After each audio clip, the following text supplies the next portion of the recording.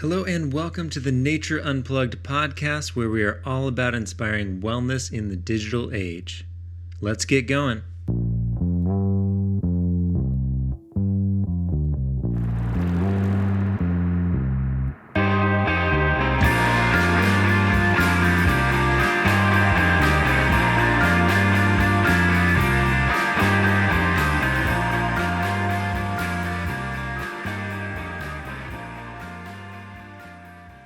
All right, hello and welcome to the Nature Unplugged podcast with me, your host, Sebastian Slovin. And super excited today for our episode. We're going to be talking about stress and the nervous system with my dear friend, Dr. Mark Kalina. Mark, welcome to the program. Thank you for having me. It's good to be here. Yeah. Okay. So a little context for this one. So we know that living in the digital age can be stressful, right? With nonstop information, to-do lists, notifications, 24-hour accessibility or connectivity to work and things like that, it can easily feel overwhelming. And so what happens when you get stressed? Do you go into survival mode, like a fight or flight response, or do you have a different way to respond? Of course, how we deal with stress plays a huge role in our health and well-being.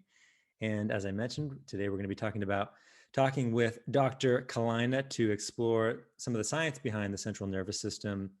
And we're going to look at what happens from the inside out when we get stressed and what we can do to bring more calm and clarity into our lives. And we've had Mark on the show, or Dr. Kalina on the show, a few times. But I just, for listeners who don't know him, I'm gonna share your bio. Okay. All right. Dr. Kalina is an internal medicine physician and a specialist in holistic primary care. He has enjoyed a 30-year career in San Diego since finishing his residency at UCSD in 1992. Specializing in the physician-patient relationship, he enjoys knowing and caring for the whole person. He was a primary care doctor for 17 years at Scripps, an integrative palliative care specialist at the San Diego Cancer Center in San Diego from 2008 to 2010, and most recently worked at Pacific Pearl in La Jolla as part of an integrative team of doctors specializing in reversing cardiovascular disease and integrative medicine. His special projects include holding positions as medical director and group support leader of the Dean Ornish program for reversing heart disease in the 1990s, medical director for Scripps Clinic wellness and prevention programs, and physician leader to medical missions to Fiji in 2010 and 2012. When not in the office, Dr. Kalina enjoys the ocean, San Diego beauty, and outdoor life, providing support in end-of-life care through Hospice by the Sea in Solana Beach and the new movement in assisted dying. Anyway, wonderful bio. Mark, and just for some context here, we've known each other for a long time. You have been a mentor to me, a great friend, and I'm really excited to have you back on the program. It's really good to be here, Sebastian. I believed in what you do, and I do think this whole realm that I live in, of primary care, what does it mean to be in primary care? What does it mean to be well for each person? And that's a tricky definition. Yeah, I'm excited to. We'll get into that as well. And so, right, as I mentioned, right, it's while we have more conveniences than ever before, and there's so many benefits to modern technology and modern life, it's also, there's a lot of added stresses, right? Like, 24-hour news feeds, being constantly connected to work, on call, social media stuff, notifications. It's like little things chipping away and stressing us on a pretty regular basis. And so I want to just get a sense from you. Can you give us just like an overview of what happens from a physiological perspective when we get stressed out?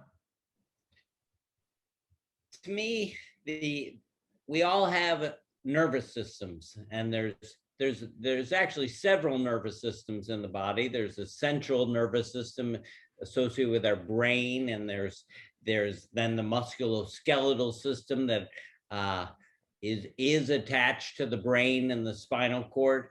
But there's also a autonomic nervous system, and autonomic means it's going all the time, whether you're sleeping, whether you're eating, whether you're exercising.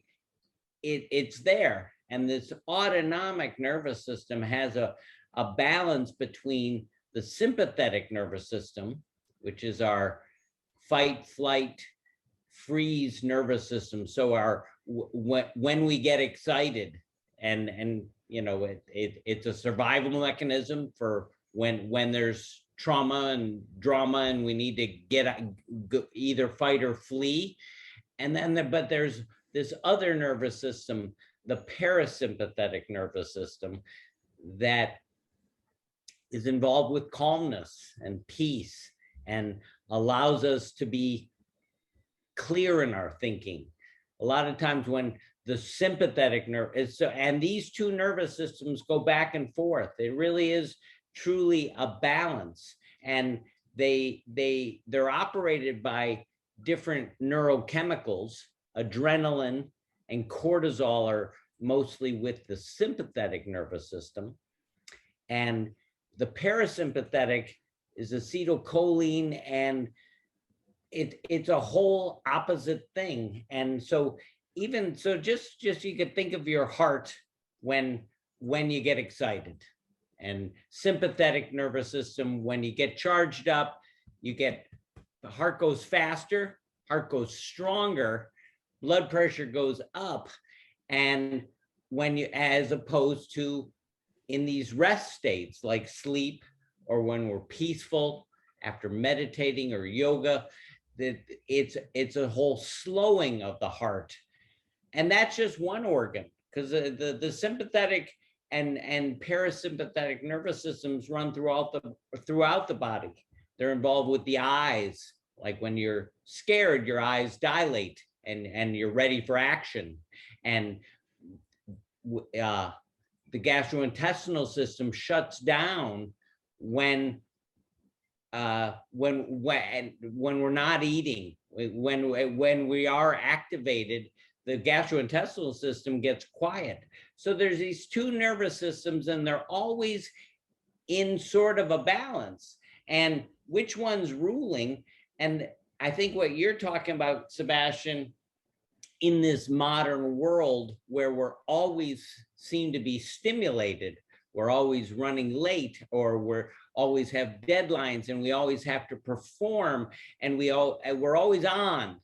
And that's the sympathetic is great for that, except the sympathetic's meant to work occasionally. You know, back in the day, animals responded to threats, but we're almost, a lot of humans, I would say the majority, are always in that sympathetic hyper excitement, gotta go, gotta do, gotta be on. And I think our society, our life kind of undervalues the parasympathetic. And so we tend to be underdeveloped in this ability to be calm and to be at peace and to be rested. And the problem with that is we lose performance when we're not calm, rested, and peaceful. And we get a little helter-skelter, and then you lose sleep. And then when you lose sleep, you lose a lot of things. So I think in my world, in primary care medicine, primary care, how do we help people be well, is to develop this parasympathetic nervous system. Not it's not really valued in our society, but it can be developed and strengthened, and we can be better. We can be better at everything we do when we come from a place of peace. Yeah, I love that. And so in your practice, you know, you can be general with this, but would you say most of the people that you see are kind of locked into the sympathetic sort of response? Or is that kind of what you see for the general population? I would say that a big percentage, I'm not sure the number, of primary care visits, or the reasons that people come to see primary care doctors, is when they're more shifted toward the stress mode, They're stressed, they're overwhelmed, they're anxious, they're not sleeping, they're irritable, and then all the physical consequences that happen because of that. Right. Yeah, no, it's really wild, right? And I'm just thinking about our society, and just the value of productivity and getting things done, and coffee. Nothing against coffee, but it's just like Right. it's getting fired up, getting things done, you know, ticking off the boxes on your to-do list, and kind of that's sort of it's like sort of this frantic existence for not everyone, but for many people. And I want to just kind of can we circle back a little bit to the this like evolutionary piece of this? And I'm not super hip to this, but my understanding, and you mentioned this, is right. It's not that the sympathetic nervous system is a problem. It's a really critical part of our system, and it's necessary. But it, like back in the day, let's hunter gatherer times, it's meant to get us ready for action. A bear comes into the camp, a lion comes in, or we have to fight, or we have to run away. And that's not happening all the time, but it's these sort of sporadic times where we need to really get fired up and fight or flee. Versus now, it's like, the lion's not really there, but we're getting that same hit of cortisol and stress. Is that kind of what's happening? But it's like it's happening on a consistent basis, basically. It's happening all day long. The fighting, and fleeing is it's actually more common than not. And along with fight, flight, and freeze is also is this component of freezing and being paralyzed, as opposed to going forward with purpose in our life. Because again, survival is, we're pretty well taken care of that in that regard. We don't have a lot of saber-toothed tigers, and we don't have that many acute dangers, but modern society, we're always somewhat overstimulated, whether we're in traffic, whether we're trying to meet a deadline at work, whether it's all about performance. And the truth is, at least this is what I believe, the truth is, there's this a whole other world that happens. And I get this a little bit from my end of life work. At the end of the day, it's not how much money you make. It's not what position you got to in your job. It's your relationships. It's how you are inside. That's the predictive factor of how well you do in this life, both health-wise as well as relationship-wise, all the things that are really, truly important.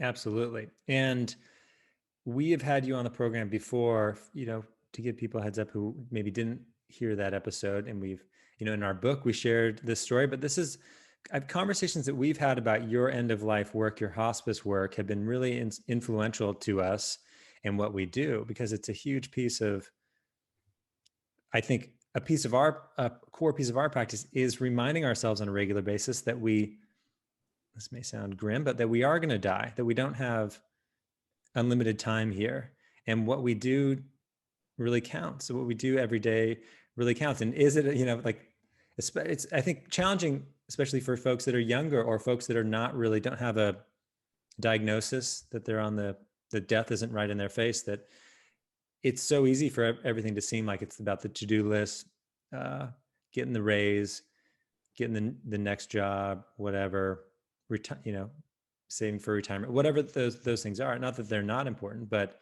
at the end of the day, as you know, that it doesn't sound like that's what people are sharing with you when they're on their last breaths.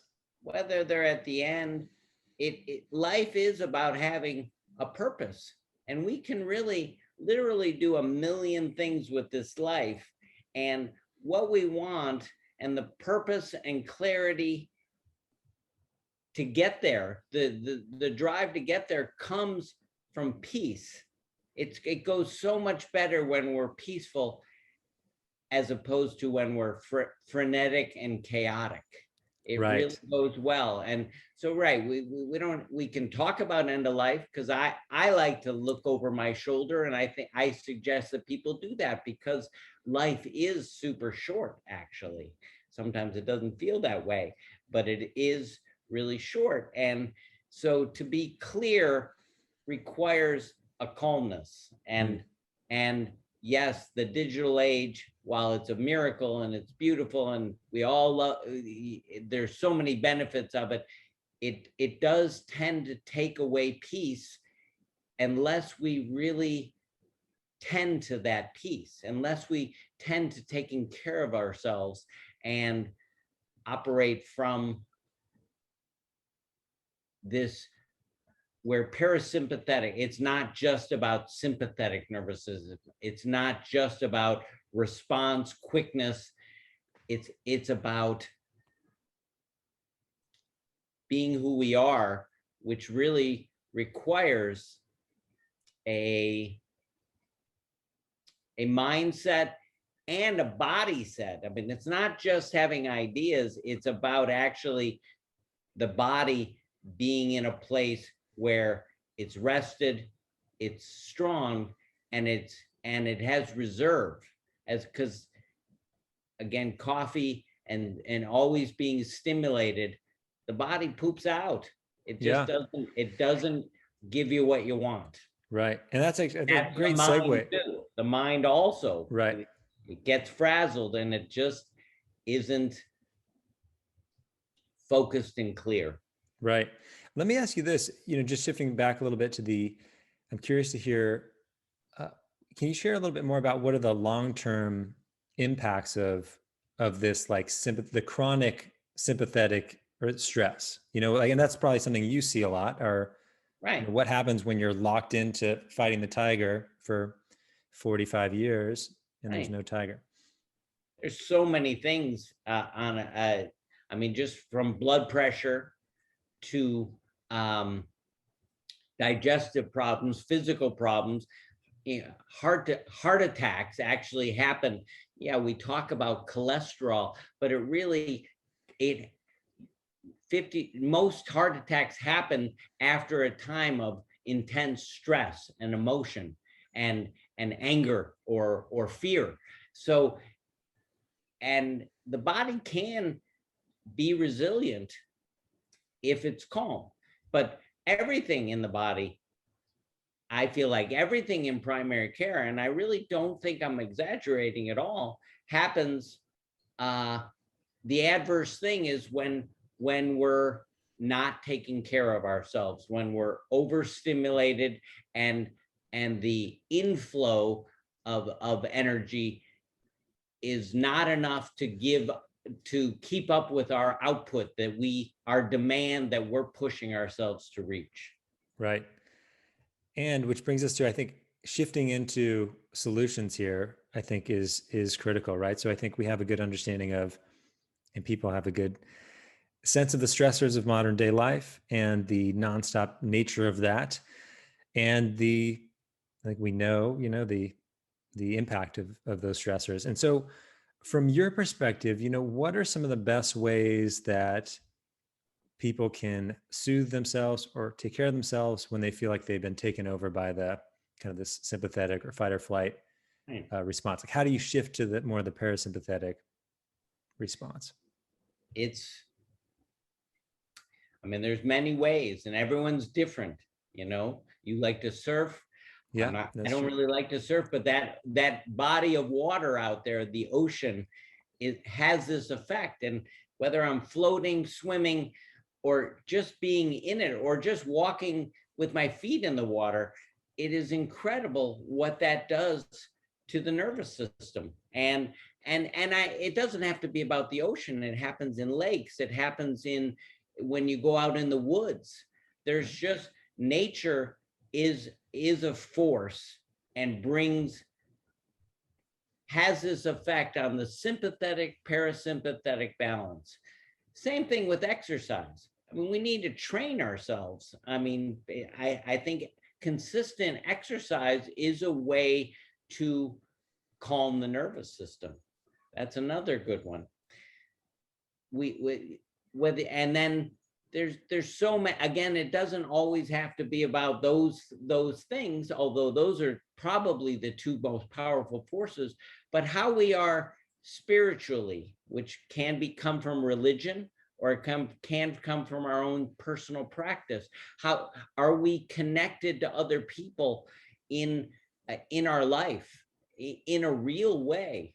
And not just, we have a bunch of family or we have a bunch of friends.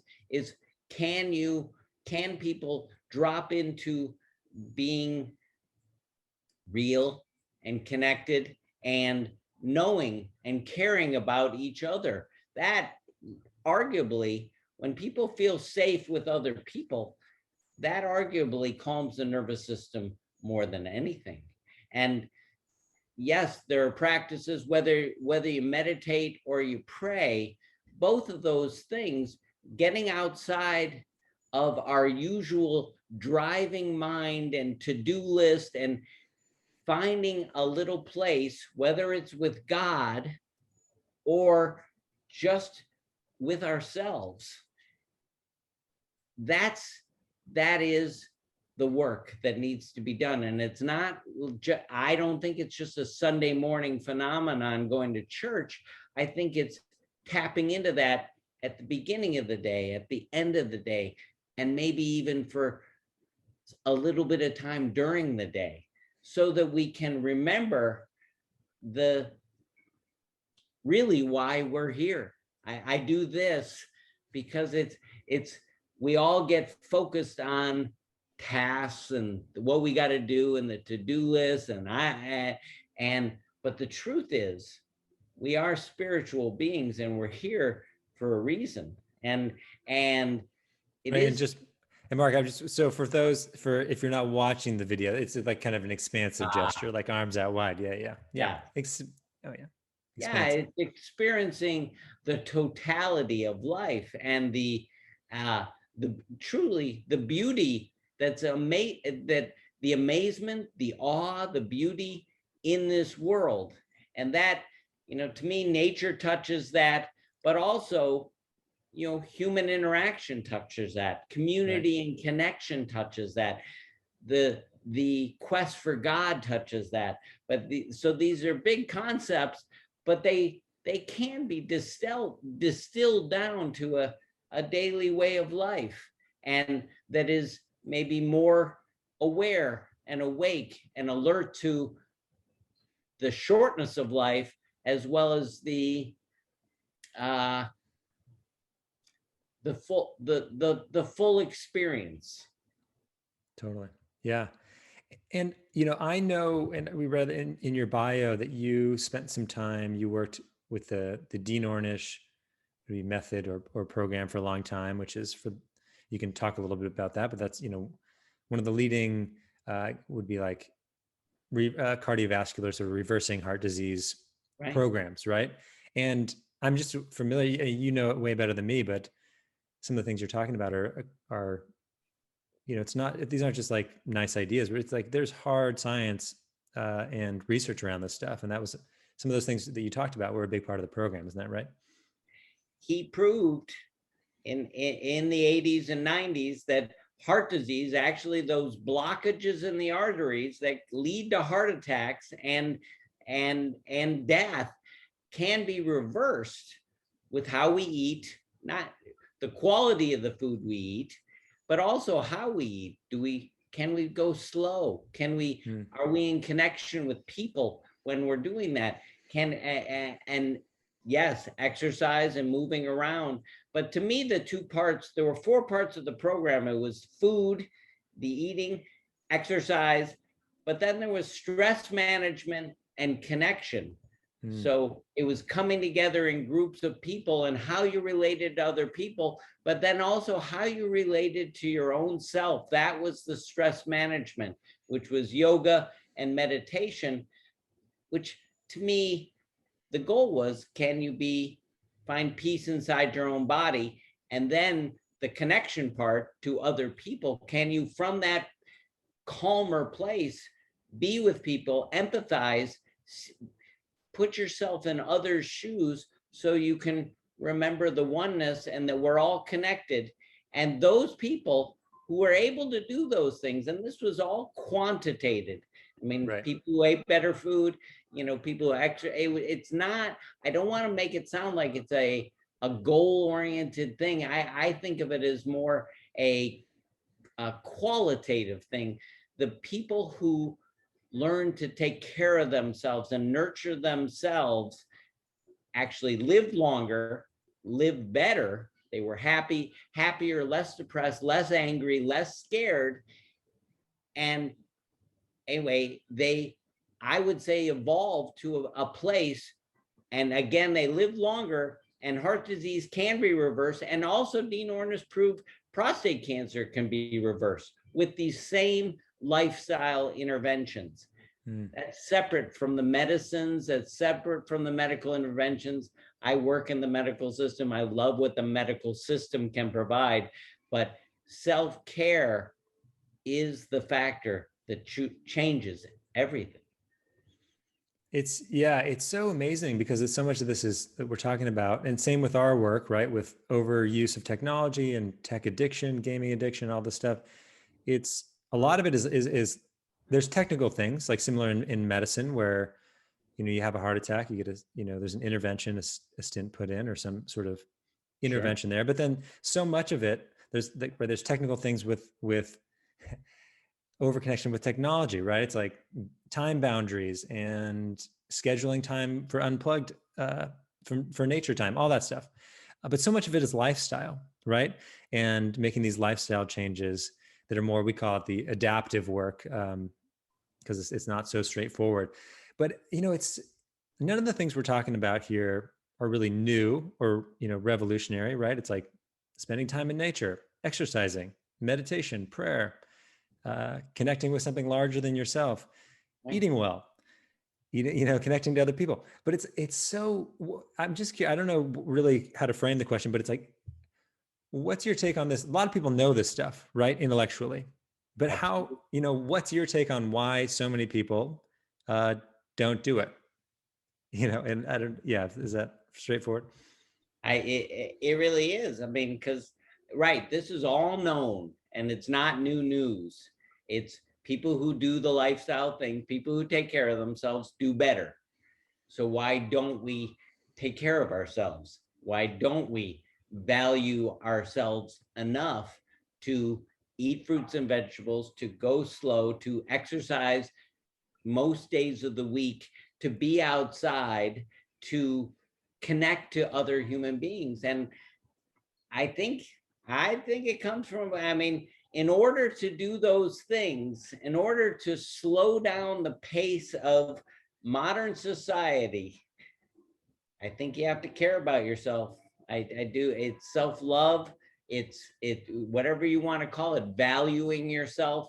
And to me, it's remembering that we are here not just to accomplish goals and meet deadlines, or anyway, we are here for something it's truly spiritual, and we don't always know what it is, but it's taking time to remember that there's something bigger going on than just the details and mundanities of everyday life. We get caught up and we lose perspective on the bigger things. Absolutely. Well said. And that's completely correctable.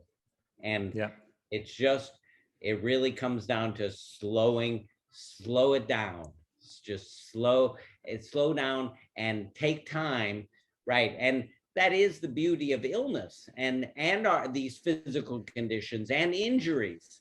When we get hurt, all of a sudden we have to do something different. When we have a heart attack, it's wow, that's quite a thing. I almost left this world. When we get cancer, so there are so many physical reminders, but there's also life reminders that life is precious. How can we take advantage of this day to make it, because this day is what we got, this moment. Well, so we like to kind of at the end of the program. I just want to say there's lots of tangible things here that people can put into practice right away. But if we were to ask you, what's one thing that our listeners can do out there to reduce stress, or, as you said, you put it, like, practice self-care, what would be your sort of number one thing for today or for this week that you'd recommend people do?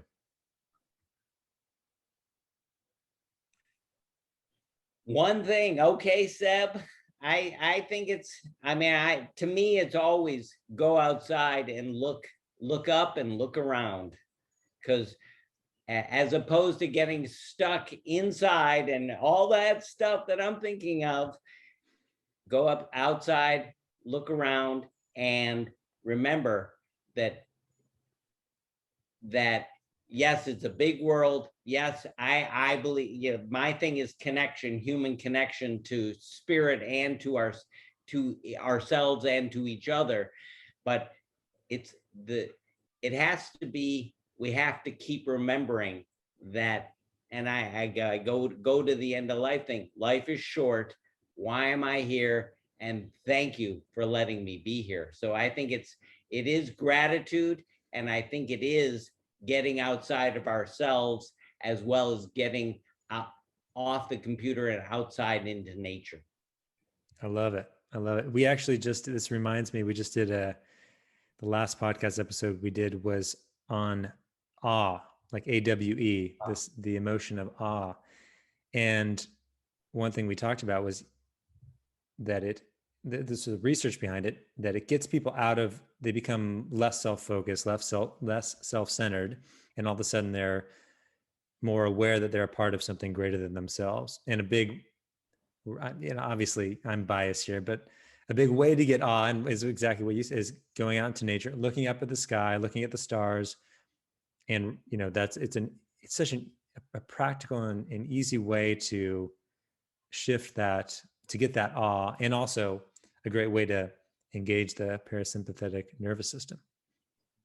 It really is. There's nothing like seeing a spectacular thing. And I can reference that. I haven't been to the Grand Canyon in 20 years, but looking over the Grand Canyon edge and seeing that, or for me here, I get that from looking at the ocean. Just seeing it, being in it is even better. But the awe is something that it rocks your world, it calms your nervous system, it changes everything. Yeah, I love it. Yeah. Mark. Well, Dr. Kalina, I call you Mark, yeah. But we really appreciate you being back on the podcast. We look forward to having you on more regularly. Funny, I didn't note this earlier, but you are our medical director. So full disclosure here. So we're in touch, but it would be great to have you back on, continue to talk about, ways that we can take care of ourselves in this kind of wild, fast-paced digital age. I love being a doctor and being medical director, and I have a few projects because there's a going to work every day and taking care of people, but there are these projects which Nature Unplugged and calming the nervous system. I can talk about the different ways, whether it's breath or prayer or meditation, but there are so many things that bring health. And again, we have access to it every minute of every day. Awesome. Awesome, Mark. Well, thank you so much for being on the program. And thanks to you all for tuning into the Nature Unplugged podcast. You can, of course, find our episodes basically wherever you want to get your podcast: Apple Podcasts, SoundCloud, Spotify, other podcast platforms. If you could take a moment to rate and subscribe us on Apple Podcasts, we would love it. Be sure and visit www.natureunplugged.com for more information and resources about what we do. And you can find our show notes on the website. You just click there. Mark, do you have any website that you want to share? I can share it in the show notes as well, but where people can find more information about you and your work? Wow. No, Okay. I'm just a team player. I have a bunch of people, including Nature Unplugged, I Am the Medicine, Breath Body Connection. I'm with other people. I'm here to support my friends, which includes you, and people who are doing new work, good work, breaking the standard mold of regular medicine. So, but I don't have my own personal site. Yeah, I like that. You're, sort of off the grid to a certain extent. But yeah, I'll include some show notes with stuff related to Mark or Dr. Kalina, and yeah, to be continued. We're gonna have, more to come on this for sure. Well, thanks so much for listening, and we will catch you next time.